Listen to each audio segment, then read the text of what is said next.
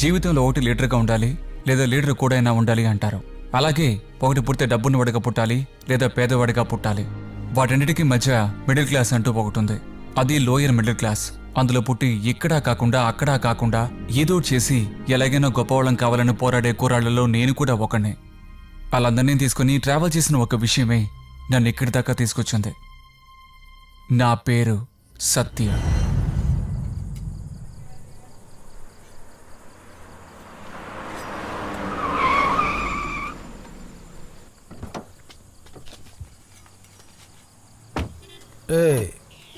దిగరా రేయ్, తినేసి బయలుదేరదామా? ఓకేరా మామా.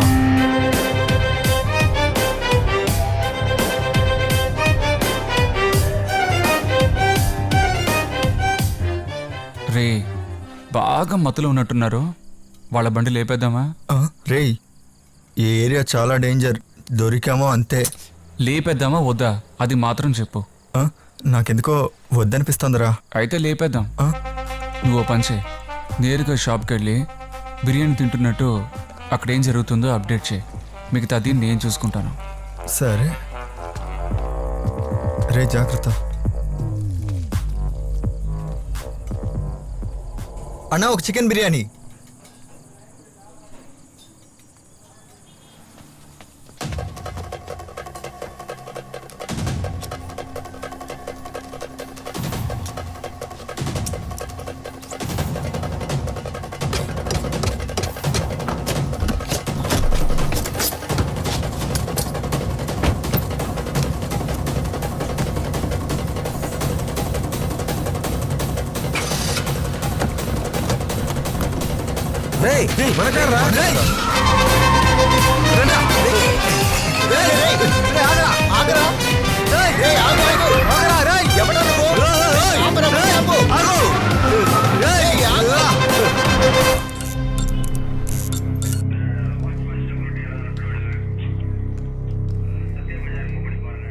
సార్, ఇంకా ఎంత టైం పడుతుంది సార్? బండి అవుతుందో తెలుసా?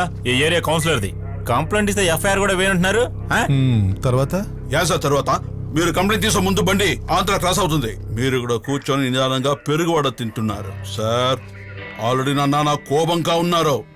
నేను పెరుగోడ తింటే మీ నాన్నకి ఎందుకురా కోపం? సార్, ఇలా మాట్లాడకండి సార్. ఫస్ట్ కంప్లైంట్ తీసుకోండి. చాలా వేడిగా ఉన్నారు.